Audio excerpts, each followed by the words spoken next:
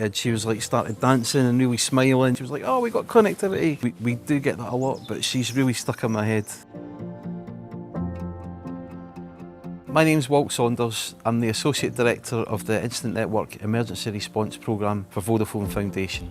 So this is our Instant Network Wi-Fi mini kit, and today I'm going to show you what's in the bag. But first of all, I'll show you the bag.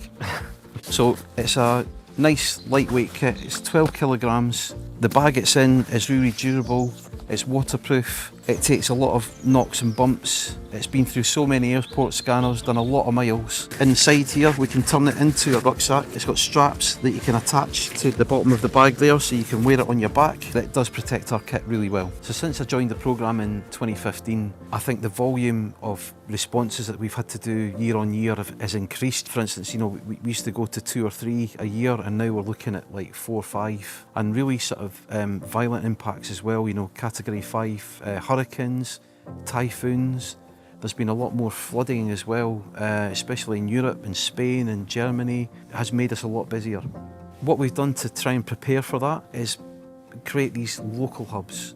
So we have 4 regional hubs, we've called them, which have international volunteers there that are heat trained, that can deploy anywhere. And then we've localised that as well, so we have local hubs now. Another 7 of these are opening. They'll all have trained volunteers that will be able to respond to that local disaster and give them local ownership using these kits to provide the connectivity. And then if they need it, we can come in with the international team as support with more kits. So let's open it up, see what's inside. So the first thing we have is our Leo VSAT. The size of it is amazing. It fits in the rucksack really nicely. It's very lightweight. So this is the device that gives us access to the internet. We get speeds of roughly anywhere between 250 to 500 megabits down and maybe 120 to 30 up. And that allows us to connect more users at scale. It allows them to make video calls, make voice over IP calls, access the internet. So many people can do that because of the backhaul it's got. The impact of this kit on the ground really can be a lifeline to people there. For instance, in Jamaica, they used it at a field hospital that the Barbados Defence Force were running for the medical staff to VPN back into their server in the hospital to get the medical records for the patients they were looking after. One thing that stays with me is the elation that people get when they know they're going to get on the internet. And one woman in Union Island, where I was there for Hurricane Beryl, we got the shelter connected, and she was like the weed at the shelter, and she was so delighted. She was like started dancing and really smiling, you know, and like she was like, oh, we got connectivity. That one stayed with me. We do get that a lot, but she's really stuck in my head. So the next bit is the brains of the kit. This is the clever stuff. So this is a security router.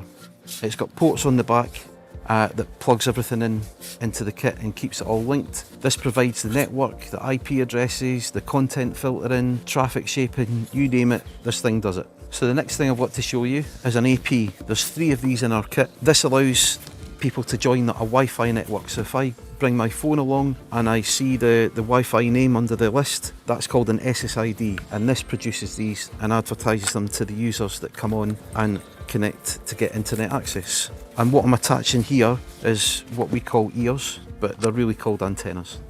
So the reason why we put 3 APs in the kit is so we can cover large areas.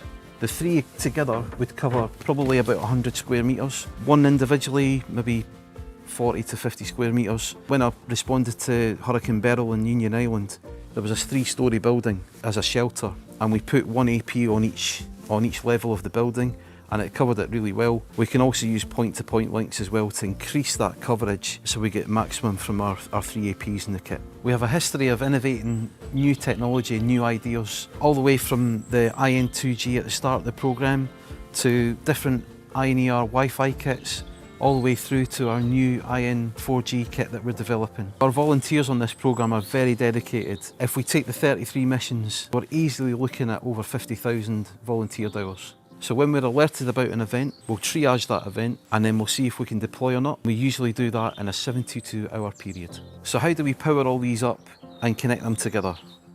Cables. For the VSAT, we've got a 25-metre power cable and a 25-metre network cable, and that links into the brains. And then from the brains to the AP, we have a whole bunch of Ethernet cables. We do take a box of Ethernet cable out with us so we can make our own specific lengths, and it really does help tailor the install at the shelters. So we do have something else in here that probably no one reads, but they should. And I think they do actually, to be fair. It's the instruction manual. Yay!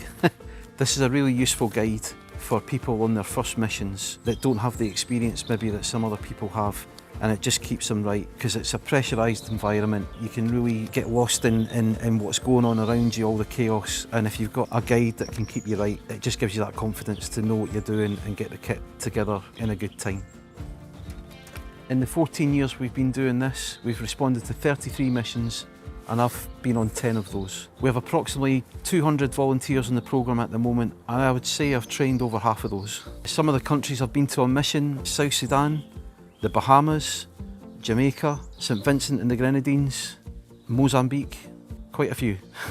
Being away on mission a lot, it does grate on the family a bit, but I bring back mementos for them, so it's not so bad. I usually bring my son a fridge magnet or a football top. The amount of mugs we've got from countries, you know, is unbelievable, and my partner's always saying, please don't bring back any more mugs, the cupboard is full, but you know, I keep doing it.